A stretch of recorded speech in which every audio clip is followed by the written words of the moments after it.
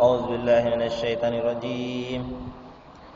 بسم الله الرحمن الرحيم.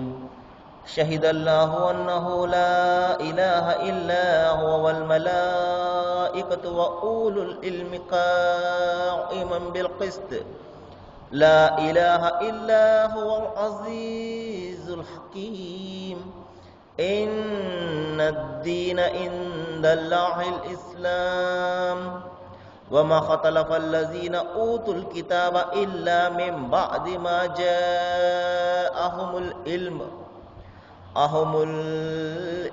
بغيا بينهم ومن يكفر بآيات الله فإن الله سريع الحساب.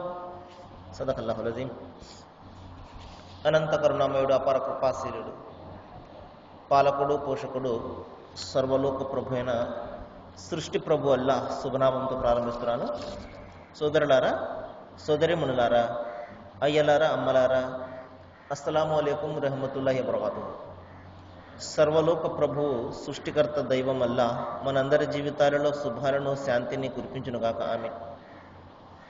ఇంతవరకు మీ ముందు మానవులందరి మార్గదర్శక గ్రంథం, మనందరి దైవం అల్లాహ్ మానవాళి కోసం పంపినటువంటి చివరి మార్గదర్శక దైవ గ్రంథం దివ్య ఖురాన్ నుండి 3వ అధ్యాయం 18వ వాక్యం యొక్క రబ్బెములను పఠించడం జరిగింది. దీని యొక్క తెలుగు అనువాదాన్ని ఆలకించండి. దైవం తాను తప్ప మరొక ఆరాధ్యుడు లేడు అన్న సత్యానికి స్వయంగా ఆయనే సాక్ష్యమిస్తున్నాడు. దైవదూతలు, సమస్త జ్ఞానులు కూడా ఆ మహాశక్తిమంతుడు, మహాజ్ఞాని తప్ప వాస్తవానికి మరొక ఆరాధ్యుడు లేడు అని నిజాయితీగాను, న్యాయంగాను సాక్ష్యమిస్తారు. అల్లాహ్ దృష్టిలో నిజమైనటువంటి మార్గము, ధర్మము ఏమిటంటే ఆయన ఒక్కనికి మాత్రమే విధేయత చూపడము. సోదరులారా, చాలా ముఖ్యమైనటువంటి విషయాన్ని గురించి దైవం ఈ వాక్యంలో తెలియజేస్తున్నాడు. ఒక మనిషికి ఉండవలసినటువంటి సిద్ధాంతము, మార్గము, పద్ధతి, విధానము, అనుసరించవలసినటువంటి ఆ మార్గం ఏమిటి అనేది ఇక్కడ దైవం తెలియజేస్తున్నాడు. ఈ సృష్టికి మూలాధారమైనటువంటి ఒక మాట, అదేమిటంటే లా ఇలాహ ఇల్లల్లా, అంటే దైవం ఒక్కడు మాత్రమే, ఆయన తప్ప ఆరాధ్యుడు మరొకడు లేడు అన్న ఈ మాట ఉంది చూసారా. ఇది సృష్టికి మూలాధారం అయినటువంటిది. ఎందుకంటే సమస్త సృష్టి కూడా ఈ సత్యాన్ని మాత్రమే అనుసరిస్తున్నాయి, ఈ సత్యాన్ని మాత్రమే బలపరుస్తున్నాయి. అవి అనేక మంది దైవాల ఆజ్ఞలను అవి పాటించడం లేదు, ఎందుకంటే వాటికి ఆ విషయం తెలియదు. వాటికి తెలిసిందల్లా కేవలము ఒకే ఒక దైవము. జీవజాలాన్ని మనము తీసుకున్నా, ప్రకృతి మనము తీసుకున్నా, అనేక దేవుని యొక్క సృష్టిలో అనేక సృష్టిరాశులు ఉన్నాయి. వీటినన్నింటినీ మనిషిని తప్పించి వీటినన్నింటినీ మనం పరిశీలిస్తే అవి కేవలం ఒకే ఒక దేవుని ఆజ్ఞను అనుసరిస్తున్నాయి. వాటికి ఒక్క దైవాన్ని గురించి మాత్రమే తెలుసు. అయితే మనిషికి బుద్ధిని, జ్ఞానాన్ని దైవం ప్రసాదించాడు కాబట్టి ఈ బుద్ధిని, జ్ఞానాన్ని ఉపయోగించి అతను మరి సత్యాన్నైనా గ్రహించవచ్చు, లేదా అసత్యాన్నైనా అతను అనుసరించవచ్చు. కాబట్టి దైవము మనిషికి ఈ బుద్ధిని, జ్ఞానాన్ని వచ్చి ఎంపిక స్వేచ్ఛను ఇవ్వడం జరిగింది. కాబట్టి తాను నచ్చినటువంటి మార్గాన్ని అతను ఎంపిక చేసుకుంటాడు. అయితే ఏ మార్గాన్ని ఎంపిక చేసుకున్నా దాని ఫలితాన్ని అతను అనుభవిస్తాడు. మంచి మార్గంలో వెళ్ళినట్లయితే మంచి వస్తుంది, లేదా చెడ్డ మార్గంలో అతను పయనించినట్లయితే కొద్దిపాటి జీవితంలో ఈ తలుకు బెళుకును అతను మరి పొందవచ్చేమో కానీ శాశ్వతమైనటువంటి వైఫల్యానికి పరలోకంలో అతను లోనవుతాడు. సోదరులారా, ఇక్కడ దైవం చెప్తున్నాడు, నేను ఒక్కడిని మాత్రమే ఆరాధనకు అర్హత కలిగిన వాడిని, నేను తప్ప మీకు మరొక ఆరాధ్యుడు లేడు అన్న సత్యానికి స్వయంగా ఆయనే సాక్ష్యమిస్తున్నాడు. ఇదేంటండి, ఆయన స్వయంగా ఎలా సాక్ష్యమిస్తున్నాడు అన్న ప్రశ్న వస్తుంది. సోదరులారా, చూడండి, మనిషి పుట్టిన దగ్గర నుండి మరి ప్రవక్త ముహమ్మద్ సల్లల్లాహు అలైహి వసల్లం వారి వరకు దైవము అనేక మంది ప్రవక్తలను పంపించాడు. ఆ ప్రవక్తలకు గ్రంథాలను కూడా ఇచ్చాడు. మరి ప్రతి ప్రవక్త కూడా, ప్రతి గ్రంథం కూడా దైవం ఒక్కడే అన్న సత్యాన్ని తెలియజేయడం జరిగింది. అంతిమ దైవ గ్రంథం ఖురాన్లో ఒక సందర్భంలో తెలియజేస్తున్నాడు, వమా అర్సల్నాక మిన్ కబ్లిక మిర్ రుసులిన్ ఇల్లా నూహు ఇలైహి అన్నహు లా ఇలాహ ఇల్లా హువ ఫఅబుదు. నేను ఖురాన్ కంటే ముందు పంపినటువంటి గ్రంథాలలో, ప్రవక్తలలో ప్రతి ఒక్కరికి కూడా ఒకటే సందేశాన్ని ఇచ్చి పంపించాను. అదేమిటంటే మీ అందరి దైవము ఒక్కడే, ఆయన తప్ప మీకు మరొక ఆరాధ్యుడు లేడు అన్నది. కాబట్టి ఆయన ఒక్కనికి మాత్రమే విధేయత చూపి ఆరాధించడం అనేది అది నిజమైనటువంటి ధర్మము, నిజమైనటువంటి మార్గము అని దైవం సెలవివ్వడం జరిగింది. కాబట్టి సోదరులారా, మనలో ప్రతి ఒక్కరం కూడా దైవం ఒక్కడే అన్న సత్యానికి స్వయంగా దైవం సాక్ష్యం ఇవ్వడం అంటే ఆయన తన గ్రంథాల ద్వారా తెలియజేశాడు అని. ఇంకా చూడండి, దైవం ఒక్కడే అన్న సత్యాన్ని అనుక్షణం కూడా దైవము మనకు చూపిస్తుంటాడు ఆ నిదర్శనాలను. అయితే మనము వాటిని పట్టించుకోము కాబట్టి మనకు తెలియడం లేదు. ఉదాహరణకు చూడండి, మరి వానకు సంబంధించి కొన్ని రోజుల పాటు మరి వాన అనేది కురియకుండా ఉంటుంది, అనావృష్టి బయలుదేరిపోతుంది. వానల కోసము తప్పించిపోతుంటారు జనాలు. అరే వాన పడ్డం లేదంటే అప్పుడు మరి అకస్మాత్తుగా దైవము మరి ఆ మబ్బుల ద్వారా వానను కురిపిస్తాడు. మరి అంతవరకు కూడా వానను గురించి ఆలోచించినటువంటి మనుషులు కానివ్వండి, రైతులు కానివ్వండి, ఒక్కసారి వాన పడగానే మరి ఎంతో ఆనందాన్ని పొందుతారు తప్పించి వాళ్లకు ఆ పడుతున్నటువంటి వాన కనబడుతుంది, కానీ ఆ కురిపిస్తున్నటువంటి దైవం మాత్రము వాళ్లకు కనబడడు. సోదరులారా చూడండి, అనుగ్రహాలు కనబడుతుంటాయి, కానీ ఆ అనుగ్రహాలను ప్రసాదించే దైవాన్ని మాత్రము మనిషి విస్మరిస్తుంటాడు. అయితే అందరూ అలా ఉండరు. ఒక దైవభీతిపరుడు ఆ వానతో పాటు వానను కురిపిస్తున్నటువంటి ఆ దేవుని యొక్క ఆ కారుణ్యాన్ని కూడా చూస్తాడు. అతడు నిజమైనటువంటి జ్ఞాని.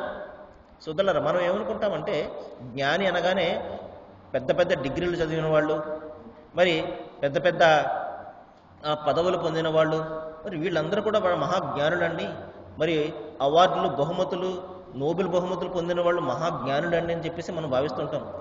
ఇది కాదు సోదరులారా జ్ఞానం. బైబిల్ గ్రంథంలో ఒక సూక్తి కనబడుతుంది. అదేమిటంటే యెహోవాను గురించినటువంటి జ్ఞానమే నిజమైనటువంటి జ్ఞానం. అదే జ్ఞానానికి మూలం. అంటే దైవాన్ని గురించి తెలుసుకోవడం అనేదే నిజమైనటువంటి జ్ఞానము మనిషికి. కాబట్టి సోదరులారా, ఒక జ్ఞాని అంటే దైవానికి భయపడేవాడిని జ్ఞాని అంటారు. కాబట్టి ఒక జ్ఞాని దేవుని యొక్క మహిమలను, ఆయన కారుణ్యాన్ని చూస్తాడు. మరి సాధారణ మానవుడు ఆయన యొక్క అనుగ్రహాలను చూసి ఇంకొంచెం ముందుకు వెళ్ళి ఆ అనుగ్రహాలని తన దైవాలకు భావించుకుంటాడు. చూడండి, ఎవరైనా మనకు సహాయాన్ని చేశారనుకోండి, మరి వారి యొక్క ఫోటో మనం ఇంట్లో పెట్టుకుని పూజిస్తాం. ఎవరైనా మనకు మంచి మార్గాన్ని బోధిస్తున్నారనుకోండి, పలానా బాబా గారు, పలానా స్వామీజీ గారు దేవుని గురించి బోధిస్తున్నారు, ఏం చేస్తాము? ఆయన బోధిస్తున్నటువంటి దేవుణ్ణి పట్టించుకోము, ఆయనను మాత్రమే ఫోటోకు దండేసి ఇంట్లో పూజిస్తాము. చూడండి మనం చేస్తున్నటువంటి పొరపాటు సోదరులారా. కాబట్టి మహాపురుషులు మనం తీసుకోండి, అందరూ కూడా దైవం ఒక్కడే అన్న సత్యాన్ని బోధించిన వారే. మేము దైవాలము, మమ్మల్ని ఆరాధించండి అని ఏ మహాపురుషుడు కూడా, ఏ మహర్షి కూడా, ఎవరు కూడా బోధించలేదు. చూడండి, ఒకసారి పరిశీలించండి. కానీ మనము వాళ్ళను ఆరాధిస్తున్నామంటే ఆ తప్పు మనదవుతుంది, వాళ్ళది అంత మాత్రం కూడా కాదు. అంతిమ దైవ గ్రంథం ఖురాన్లో చెప్తున్నాడు, మరి ఎవరైతే అల్లాహ్తో పాటు అంటే దైవంతో పాటు తను కూడా ఆరాధన పొందాలి అని ఎవరైతే కోరుకుంటాడో అటువంటి వాడిని నేను భయంకరమైనటువంటి నరకంలో త్రోసివేస్తానని చెప్పేసి దైవం హెచ్చరిస్తున్నాడు. కాబట్టి ఒక నిజమైనటువంటి దైవభీతి పరుడు, సత్పురుషుడు దైవానికి బదులు నన్ను ఆరాధించండి అని ఎంత మాత్రం కూడా బోధించాడు. సోదరులారా, ఈ విషయాన్ని గమనించాలి. వాళ్ళు ఆ విధంగా బోధిస్తున్నారంటే అందుకనే మేము వాళ్ళను దైవాలుగా భావిస్తున్నామండి అని ఎవరైనా అనుకుంటే చాలా పొరపాటు. ఎవ్వరు కూడా మేము దైవాలము, మమ్మల్ని ఆరాధించండి అని ఎవ్వరు కూడా ఇంతవరకు ఎవరు కూడా బోధించరు, బోధించలేరు కూడా. సోదరులారా, ఇక్కడ దైవం ఒక్కడే అన్న సత్యానికి స్వయంగా ఆయన సాక్ష్యం ఇస్తున్నాడు, ఈ ప్రకృతి సాక్ష్యం ఇస్తుంది, ఈ నదులు, ఈ సముద్రాలు ఇవన్నీ కూడా ఆయన ఒక్కడే అన్న సాక్ష్యం పలుకుతున్నాయి. అంతేకాదు మన శరీరం కూడా ఆయన ఒక్కడే అన్న సాక్ష్యం ఇస్తుంది. అనేక మంది ఉన్నట్లయితే మనము ఈ విధంగా అంత సమానాలుగా ఉండేవాళ్ళము కాం. ఒక్కొక్కరు ఒక్కొక్క విధంగా ఉండేవారు, కానీ ఆ విధంగా జరగడం లేదు. మానవులందరూ కూడా సమానంగా ఉంటున్నారు. అంటే మానవులందరినీ పుట్టించినటువంటి దైవము ఒక్కడే అని స్వయంగా మన శరీర నిర్మాణమే సాక్ష్యం ఇస్తుంది. ఇంకా నిజాయితీగా న్యాయంగా మరి సమస్త జ్ఞానులు దూతలు కూడా సాక్ష్యమిస్తారు. ఇంకా సందర్భంలో సోదరులారా, మరొక సందర్భంలో దైవం చెప్తున్నాడు, కొంతమంది ఉంటారు, అవునండి ఇన్ని నిదర్శనాలు మన కళ్ళకు కనబడుతూ ఉన్నప్పటికీ కూడా అసలు దైవం ఉన్నాడా అన్న ప్రశ్నను చాలామంది మరి లేపుతుంటారు. మరి కొంతమంది లేదండి ఒక్కడ కాదండి, ఒక్కడైతే ఇంత పెద్ద సృష్టి ఏ విధంగా సాధ్యమవుతుంది, లేదండి చాలామంది ఉంటారని చెప్పి కొంతమంది భావిస్తుంటారు. చూడండి సోదరులారా, చిన్న ఉదాహరణ మనం చూసుకుందాము. మరి ఒక రాజ్యానికి రాజ్యాధినేత ఒక్కడు కాకుండా ఇద్దరు ఉన్నారనుకోండి, ఆ రాజ్యము సరిగ్గా నడుస్తుందా? అది ఎంత మాత్రం కూడా కాదు. మన కుటుంబమే చూసుకున్నాము, మన కుటుంబంలో ఇద్దరు మరి నడిపేవాళ్ళు ఉన్నారనుకోండి, సమానమైనటువంటి శక్తి గల వాళ్ళు, అది ఆ కుటుంబం సరిగ్గా నడుస్తుందా? ఎంత మాత్రం కూడా కాదు. ఒకే చేతి నుండి నడవాలి, మరి ఒకరి ఆధ్వర్యంలో ఉన్నట్లయితేనే అది సక్రమంగా నడుస్తుంది. లేకపోతే ఒక్కొక్కళ్ళు ఒక్కొక్క విధమైనటువంటి నిర్ణయాలు తీసుకుంటారు, అంత అస్తవ్యస్తం అయిపోతుంటుంది. ఈ విధంగా మనము మన ప్రకృతిని, ఈ సమతుల్యతను, ఈ క్రమబద్ధమైనటువంటి ఈ ప్రకృతిని మనం పరిశీలించినట్టయితే నిస్సందేహంగా దీనిని నడిపే శక్తి ఒక్కడు మాత్రమే అన్న సత్యం మనకు కనబడుతుంటుంది. కాదు లేదండి దైవం లేడండి అని చెప్పి కొంతమంది, లేదా అనేక మంది ఉన్నారండి అని కొంతమంది, చాలామంది ఈ విధంగా భావిస్తున్నట్లయితే వాళ్లకు దైవము కొన్ని ప్రశ్నలను సంధిస్తున్నాడు, మన బుద్ధిని మన వివేకాన్ని తట్టి లేపే. అదేమిటంటే అడుగుతున్నాడు, మీరు విడిచే ఈ రేతస్సుతోటి బిడ్డను పుట్టించేవారు మీరా లేకపోతే నేనా అంటున్నాడు. చూడండి, ఒక మనిషి మరి బిడ్డల కోసం అని చెప్పేసి తన భార్య వద్దకు అంత మాత్రం వెళ్ళలేడు. ఎందుకంటే అతనికి తెలియదు, ఈ కలియక ద్వారా నాకు బిడ్డ పుడతాడు అన్న సంగతి అతనికి తెలియదు, ఎవరికి కూడా తెలియదు, ఒక దైవానికి తప్పించి. తన ఆనందం కోసం వెళ్తాడు, ఆ తర్వాత ఆ బిడ్డను పుట్టించడం అనేది ఆ దైవం చేతిలో ఉంటుంది. ఎందుకంటే కావాలని చెప్పేసి మరి బిడ్డ పుట్టేది మనిషి చేతిలోనే ఉన్నట్లయితే ఈ రోజున మరి అనేక మంది దంపతులు సంతాన సాఫల్య కేంద్రాలు చుట్టూ తిరుగుతున్నారు బిడ్డల కోసము. బిడ్డలు కలగడం లేదండి, బిడ్డలు కలగడం లేదండి. కాబట్టి మనిషి చేతిలో ఏది కూడా లేదు సోదరులారా, విషయం మనం గమనించాలి. మనిషి చేతిలో ఏది కూడా లేదు. కాబట్టి తనకు తెలియదు కూడా బిడ్డ పుడతాడా లేదా అనేది. కానీ మనం విడిచే ఆ రేతస్సుతోటి బిడ్డను ఎవరు పుట్టిస్తున్నారు ఒకసారి మీరు పరిశీలించండి. ఈ భూమి ఆకాశం ఎవరిదో ఒకసారి మీరు గమనించండి అంటున్నాడు. భూమి ఆకాశాలు ఎవరి అని మనం ఎవరినైనా ప్రశ్నించినట్లయితే లేదండి ఆ దేవుడేనండి సృష్టించాడు అంటారు. లేదండి దేవుళ్ళు సృష్టించారు అని ఎవరైనా చెప్తారా సోదరులారా? చూడండి, దేవుడే సృష్టించాడు అంటారు. మరి ఇంకా దైవం ప్రశ్నిస్తున్నాడు, మిమ్మల్ని పుట్టించినవాడు, మరణాన్ని ఇచ్చేవాడు, తిరిగి మిమ్మల్ని లేపేవాడు ఎవడు? ఆ సృష్టికర్తే అని చెప్పేసి మనం సమాధానం ఇస్తాం. ఈ విధంగా అనేక ప్రశ్నలు మనకు సంధిస్తుంటాడు. పుట్టించేవాడు ఏమి పుట్టించినవాడు ఇద్దరు కూడా సమానం అవుతారా?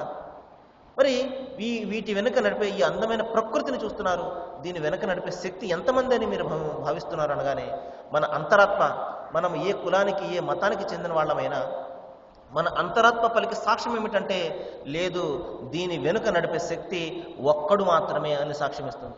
ఒక శక్తి ఉన్నది, ఆ శక్తినే మనము దైవం అంటున్నాము. అరబీ భాషలో అల్లాహ్ అంటున్నాము, హిబ్రూ భాషలో యెహోవా అంటున్నాము, సంస్కృత భాషలో సర్వేశ్వరుడు అంటున్నాము. పేరు ఏ విధంగా అయినా ఆ మహాశక్తి మాత్రం కేవలం ఒకే ఒక్కటి. అదే విషయాన్ని దైవం ఇక్కడ చెప్తున్నాడు. నేను ఒక్కడినే అన్న సాక్ష్యాన్ని సమస్త సృష్టి కూడా ఇస్తుంది. సమస్త జ్ఞానులు కూడా పలుకుతున్నారు, ఏ ఒక్కడు కూడా. ఏమండి దేవుళ్ళు ఎంతమంది అంటే లేదండి 10 మంది ఉన్నారు, 30 మంది ఉన్నారు, 3 ముగ్గురు ఉన్నారు అని చెప్పేసి ఎవరైనా చెప్తారండి? ఎవ్వరు కూడా చెప్పరు. దేవుడు ఒక్కడేనండి అంటారు. అతని ఇంటిలో 10 మందిని అతను ఫోటోల రూపంలో ఆరాధించేవాడు అయినప్పటికీ కూడా దేవుడు ఎంతమంది అంటే ఒకడే అంటాడు. కానీ ఆచరణకు వచ్చేసరికి దాని గురించి ఆలోచన చెయ్యడు. అరే ఇంతమంది దైవాలు ఉన్నట్లయితే ఈ సృష్టి ఏ విధంగా నడుస్తుంది, మానవులందరూ ఏ విధంగా సమానంగా ఉంటారు ఇత్యాది విషయాలు అతను ఆలోచన చేసినట్లయితే అతనికి సత్యం బోధపడుతుంది. కానీ మాటకైతే దేవుడు ఒక్కడేనని విశ్వసిస్తాడు, కానీ ఆచరణకు వచ్చేసరికి మాత్రము అనేక మందిని ఆరాధిస్తుంటాడు. పైగా అంటాడు, ఎవరిని ఆరాధించినా ఆయన ఆరాధించినట్లేనండి అంటాడు. ఈ విధంగా మనము చేసే పనులకు సమర్థింపు కోసము మనం ఈ విధమైనటువంటి మార్గాలు కల్పించుకుంటుంటాం అన్నమాట. కానీ సోదరులారా, సత్యం అనేది కేవలము ఒక్కటే ఒకటి ఉంటుంది, అదేమిటంటే దైవం ఒక్కడే అన్నది. ఆ తర్వాత సోదరులారా, మనం మరికొద్దిసేపు ప్రవక్త వారి యొక్క ప్రవచనాల గురించి చూద్దాము. ప్రవక్త వారు మరి ఆవేదనలో, కష్టాలలో, మరి మనిషికి కలిగే బాధలలో ఏ విధంగా స్థైర్యాన్ని మనము ప్రదర్శించాలి అన్న విషయాన్ని గురించి మనకు బోధిస్తున్నారు. మరి ఒక వ్యక్తి యొక్క ప్రాణాన్ని దైవం తీసి, ఒక వ్యక్తి యొక్క కుమారుని యొక్క ప్రాణాన్ని దైవం తీసి దూతలతో ప్రశ్నిస్తాడు, ఓ దూతలారా, ఒక దాసుని యొక్క కుమారుని ప్రాణాలు మీరు తీశారా అనగానే దూతలు అంటారు, ఓ ప్రభువా, నీ ఆజ్ఞ మేరకు అతని కుమారుని యొక్క ప్రాణాన్ని మేము తీశామనగానే నా దాసుడు ఏమన్నాడు అని దైవం ప్రశ్నించగానే దూతలు అంటారు, నీ దాసుడు నీపైన భారం వేశాడు, నీకు చెందిన వాళ్ళము, నీ వైద్యులకే మేము మరలి రావాల్సిన వాళ్ళము అని అతను సహనాన్ని వహించాడు అనగానే దైవము, మీరు సాక్ష్యం ఉండండి నా దూతలారా, ఆ దాసునికి నేను స్వర్గంలో ఒక గ్రహాన్ని నిర్మించిస్తాను అని చెప్పేసి మరి శుభార్తనోడు జరుగుతుంది. కాబట్టి ఈ విధంగా కష్టాలలో మరి మనకు కలిగేటువంటి ఆ ప్రమాదాలలో సహనాన్ని మనం వహించినట్లయితే సహనం యొక్క ఫలము చాలా తీయగా ఉంటుంది, అదే స్వర్గము అని చెప్పేసి ప్రవక్త వారు కూడా చెప్పడం జరిగింది. ఆ తర్వాత సోదరులారా, మరి సహజంగా మనిషికి ఏదైనా ఒక ప్రమాదం కానీ ఒక బాధ కానీ కలిగిందనుకోండి, విచారం వెళ్ళబుచ్చడం అనేది చాలా స్వభావ సిద్ధమైనటువంటి లక్షణం. అది ప్రతి ఒక్కరిలో కూడా కన్నీరు రావడం అనేది, ఆ బాధ అనేది అత్యంత సహజం. బాధ లేదు అంటే అతను మనిషి కాదు, రాయి అన్నమాట. కాబట్టి మనలో ప్రతి ఒక్కరికి కూడా ఆ బాధ అనేది కలుగుతుంది. అయితే దాన్ని వ్యక్తపరిచే తీరు కూడా ఒక దేవుని దాసుని మాదిరిగా ఉండాలి. అది ఇక్కడ మనకు దైవం బోధించే విధానం ఏమిటంటే, బాధను వ్యక్తపరచడంలో కూడా మీరు ఆ యొక్క పరిధులను దాటకూడదు. ఈ విధంగా గుండెలు బాదుకొని ఏడుపుడు పెడబొబ్బలతోటి ఈ విధంగా విచారాన్ని వెళ్ళబుచ్చడం అనేది ఒక దైవదాసుని యొక్క లక్షణం కాదు. హుందాతనంతో ఉండాలి. బాధను కూడా వ్యక్తపరచడం అనేది అది కూడా మరి దేవుని దాసుని మాదిరిగా నెమ్మదిగా ఉండాలి అని చెప్పేసి ప్రవక్త వారు ఇక్కడ చెప్పడం జరిగింది. మరి చూడండి, ప్రవక్త వారి జీవితంలో ఒక సంఘటన జరిగింది. ప్రవక్త ముహమ్మద్ సల్లల్లాహు అలైహి వసల్లం వారికి లేక ఒక కుమారుడు కలగడం జరిగింది. ఆ కుమారుడు 6 ఏండ్ల వయస్సుకు వచ్చేసరికి ఆ బాలునికి ఒక చిన్న జబ్బు చేసింది. ప్రవక్త వారు తన కుమారుణ్ణి దూరంగా ఉన్నటువంటి ఒక 3 కిలోమీటర్ల దూరంలో ఉన్నటువంటి ఒక ప్రదేశంలో ఉంచి అక్కడ చదివించడానికి అక్కడ పెట్టడం జరిగింది. చదువు ఎందుకంటే ఆ కాలంలో మనమైతే ఇక్కడ పట్టణాల్లో మంచి చదువు జరుగుతుందని చెప్పేసి ఇక్కడ ప్రస్తుతం ప్రపంచం మారిపోయింది. కానీ ఆ రోజుల్లో పల్లె ప్రాంతాల్లో చాలా చక్కటి నైతిక విలువలు, చక్కటి విద్యాబోధనలు జరిగేది. ఆ రోజుల్లో పల్లెకు పంపించేవారు బిడ్డలకు చదువు కోసం. అలాగే ప్రవక్త వారు 3 కిలోమీటర్ల దూరం ఉన్నటువంటి ఒక ప్రదేశంలో తన బిడ్డను చదువు కోసం అక్కడ పెట్టడం జరిగింది. మరి తన బిడ్డను చూడడానికి కాలినడకన ఆయన వెళ్ళి ఆ బిడ్డను చూసి మరి ఆనందాన్ని పొంది తిరిగి వచ్చేవారు. ఆ విధంగా 6 ఏళ్ళు గడిచిన తర్వాత మరి దైవ చిత్తం మేరకు ఆ బిడ్డ యొక్క ప్రాణాలు పోవడం జరుగుతుంది, చిన్న జబ్బు చేసి. చూడండి, లేక కలిగినటువంటి కుమారుడు ఎంత ప్రేమ ఉంటుంది. కానీ ప్రవక్త వారు ఆ బిడ్డను తన చేతుల్లో తీసుకుని, ఆ మృతదేహాన్ని తన చేతుల్లో తీసుకుని కన్నీళ్ళు వస్తున్నాయి. అప్పుడు అంటారు, ఆ బిడ్డ పేరు ఇబ్రాహీం, ఓ ఇబ్రాహీం, మీ ఎడబాటు నాకు చాలా బాధనిస్తుంది, నన్ను విషాదంలో ముంచివేసింది. ఈ సందర్భంలో కూడా నా నోటి నుండి దైవానికి ఏదైతే ఇష్టమో అటువంటి పలుకులే వస్తాయి తప్పించి ఆయనకు అయిష్టమైనటువంటి పలుకులు రావు అని చెప్పడం జరిగింది. సోదరులారా, చూడండి, ప్రవక్త వారు ఎంత చక్కటి మనకు ఒక మాదిరిని, ఒక ఉదాహరణను ప్రపంచానికి ఇస్తున్నారు. చూడండి, వాస్తవానికి లేక కలిగినటువంటి కుమారుడు ఎంత బాధ ఉంటుంది. అయినప్పటికీ కూడా ఆ బాధను మరి ఆయన ప్రవక్త వారు చెప్తున్నారు, ఈ సందర్భంలో కూడా అల్లాహకు ఏదైతే ఇష్టమో అటువంటి మాటలు నా నుండి వస్తాయి, కానీ మరి ఆయనకు ఆగ్రహాన్ని కలిగించే మాటలు నా నోటి నుండి రావు అని చెప్పేసి ప్రవక్త వారు చెప్పారు. సహజంగా మనిషికి బాధ కలిగినప్పుడు రకరకాల మాటలు వచ్చేస్తుంటాయి. ప్రధానంగా దైవంపై నిందలు వేస్తుంటాడు.